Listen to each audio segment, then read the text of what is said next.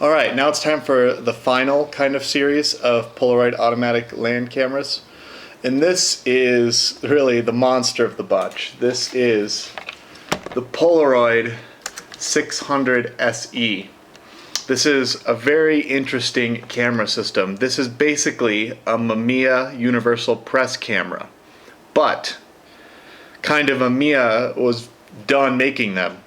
And Polaroid basically said, if we pay you to make more of them, can you kind of modify them a little bit to be more Polaroid-like?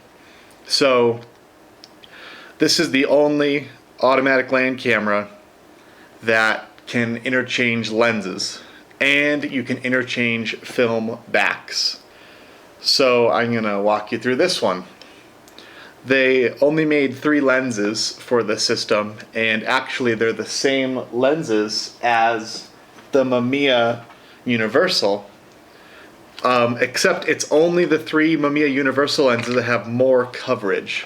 So what that means is the Mamiya Universal was meant for 6x9 centimeter images. But with this camera, the Polaroid is slightly bigger than a 6x9 image. So Mamiya made 3 special lenses that have a P on it, and those were Polaroid ready lenses for the Mamiya Universal. They took those 3 lenses and modernized them a bit and put them on this camera. Unfortunately, you cannot interchange lenses between the 600SE and any of the Mamiya Universal cameras. They changed the bayonet mount to have 4 lugs instead of 3, so they simply will not mount. On the plus side though, this is truly an amazing camera. You can get an extremely shallow depth of field. The images are super sharp. And it has like the biggest viewfinder, rangefinder I have ever seen. It's like 1.5 inches by 1 inch. And then this is where you view.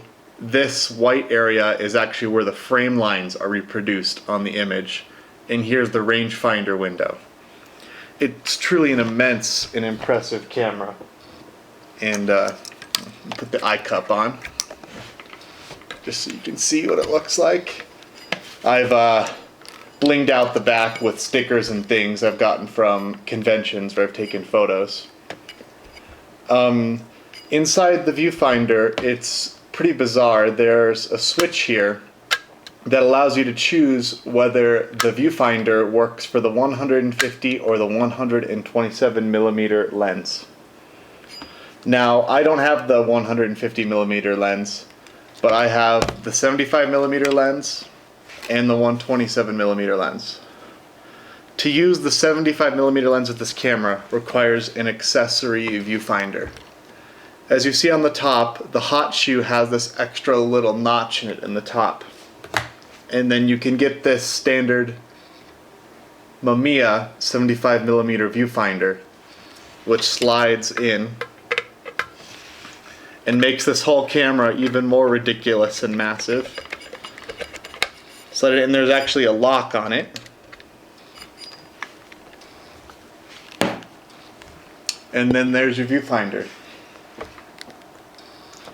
And because this viewfinder is so high up on the camera compared to the lens, it has an additional knob on the back that when you turn it, tilts the viewfinder up and down.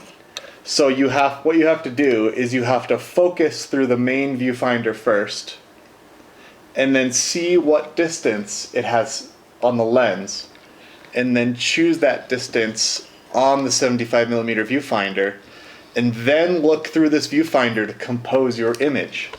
It's massively confusing and slows down the photography. I looked a long time on eBay to be able to find this viewfinder because I ended up getting the 75 millimeter lens without the viewfinder.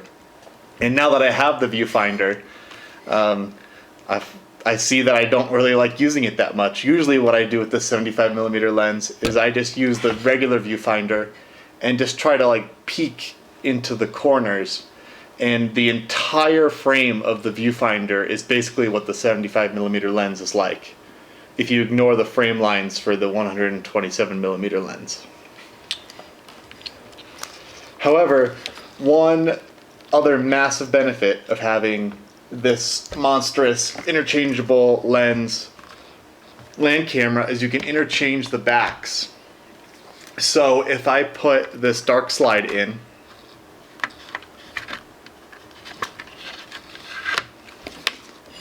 I can then slide these two locks. One on each side, you push it up. And then you push it up on this side too. And then the back of the camera comes off. Now the benefit of this is that you can get different backs. If you're shooting the black and white film and the color pack film, you could put two backs, one with each, and interchange them as you want. But most importantly, I have the safety net where if Fujifilm ever decides to discontinue their pack film, I can use this, which is an adapter which allows me to use 6x9 roll film in this camera. This is loaded right now, so I can't really show you, but this is a back for a Mamiya Universal camera. Move the camera out of the way. This is a back from Mamiya Universal Press camera. And then this is a very special adapter that Mamiya made that is very hard to find now. But if you were to do this, if you were to justify the cost of buying a 600SE, I highly suggest also going out of your way to get this so that if pack film is ever discontinued, you can actually shoot 6x9 roll film in it, and it looks really awesome. This roll film back is also handy for shooting 35mm film with the sprockets. It'll automatically count the film just like if you put 120 film in, and then it's very easy to get these big panoramic 35mm shots. It's really cool. So, what you need to know is that if you're gonna get one of these adapters on eBay or something, make sure it's one that has these little notched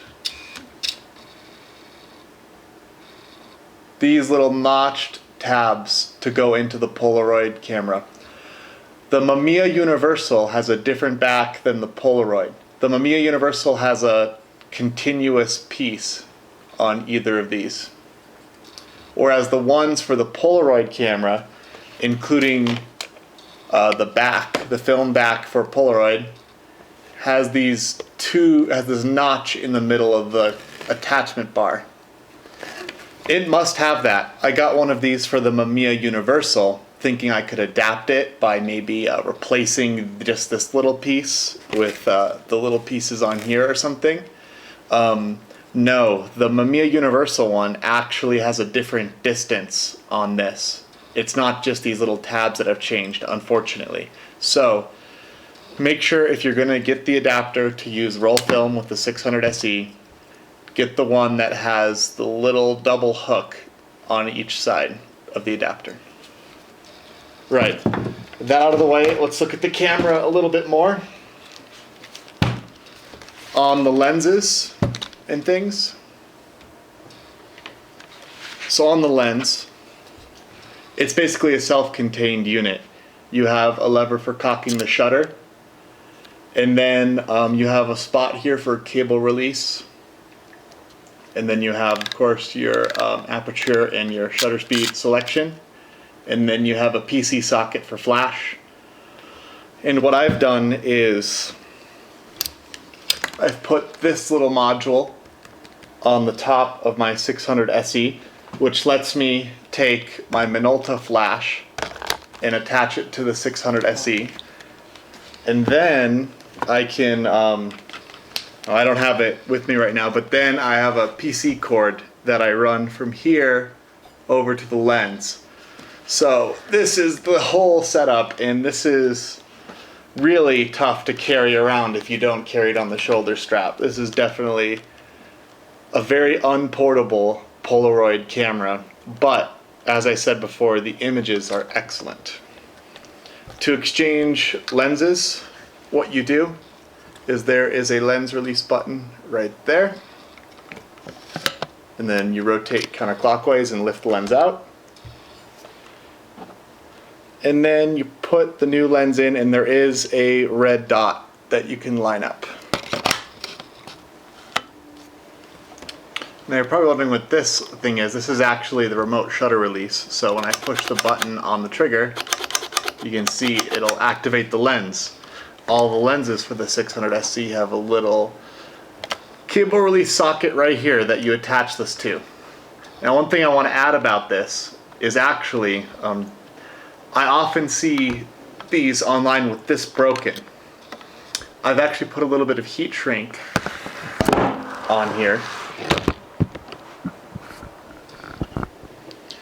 I've actually put a little bit of heat shrink on here because there's a big spring underneath here that always breaks because people set the camera up with this attached. Let me attach it.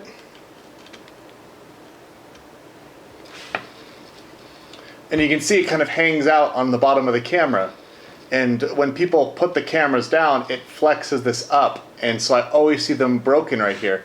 So my top tip for these 600SE cameras is always set them down on their back and don't set them down this way when you have this cable attached. Instead, what you can do is between the grip and the body, there's a little hook. So you can fold the cable release up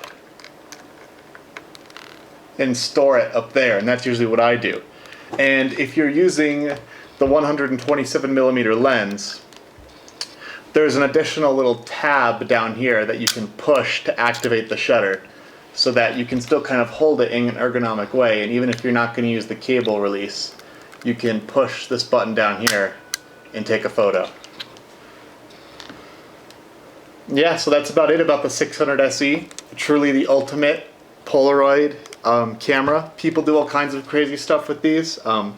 If you look on eBay, you'll see adapters to shoot Polaroid 600 film or Polaroid SX70 film with these cameras. People make custom backs to shoot pretty much anything. You can shoot 4x5 with it. It's really a monster, but again, not very easy to carry around and requires a huge investment into Polaroid pack film being manufactured in the future. So as I said before, highly recommend getting a roll film back too, so you can also shoot regular film with it. Make it your go-to medium format camera or something. So that's about it about the 600SE. Let me know if you have any questions. Thank you very much for watching this pile of videos about the Polaroid pack camera formats, and I hope you enjoyed them. Thank you very much.